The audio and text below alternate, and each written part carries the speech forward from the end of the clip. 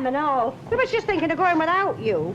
What am I supposed to do? Go out half-dressed? Well, all that time titivating. We're only going to Rovers any road. All what titivating? All the time. You must have spent titivating up now. Look, I'll titivate you if you don't shut up.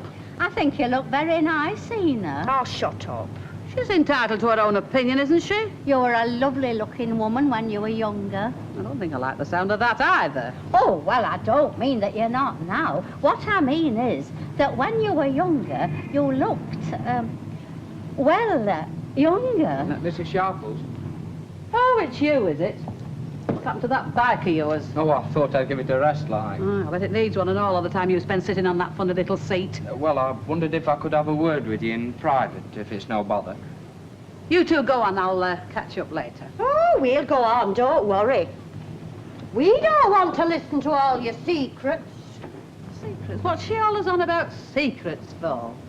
Well, now they let us in peace, lad, what can I do for you? Well, it's like this, you see, Mrs. Sharples. With you knowing everything that goes on round Oh, so here... I know everything that goes on round here, do I? Oh, I didn't mean it like that. No, I know what you mean, and I know who told you. You wait till I see Len Fairclough. But he never Now, said... it's no use denying it. I'm only pulling your leg. What's your trouble?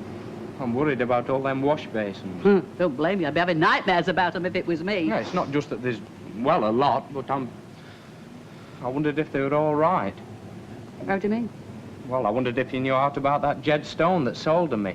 I've been told he's been in trouble. You think there might be stolen property, is that it? Well, I wouldn't like to say that. Well, it doesn't matter but- what you'd like to say. It's what you think, isn't it? Well, I've wondered.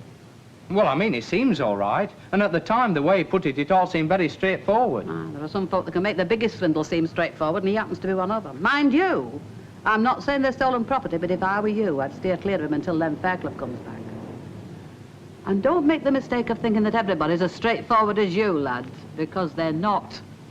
I'd like to have a word with you in private. Just a tin apiece, that's all. You can give it to Christine because she's at home with her. Yeah, okay, love. Come on. What can I do for you, Mrs. Sharples? Now, it's that fellow you at Dennis's I want to see you about, that Jed Stone or whatever his name is. He's no friend of mine. In fact, the less I see of him, the better I like it. Oh, it's like that, is it? Well, he's done naught to me, but it's your friend Len Fairclough that stands to suffer for this lot. Oh, and what's that supposed to mean, Mrs. Sharples? Well, it so happens that this Jed Stone character has sold a large quantity of wash basins of very doubtful origin to young Jerry Booth. And I thought if you were in touch with Mr. Fairclough... I'm very sorry to disappoint you, Mrs. Sharples, but I am not in touch with Mr. Fairclough, as you put it. But I'll tell you this. If Jed Stone is trying to pull a fast one over Len Fairclough, he'll live to regret it. And that I will promise you. Good enough for me.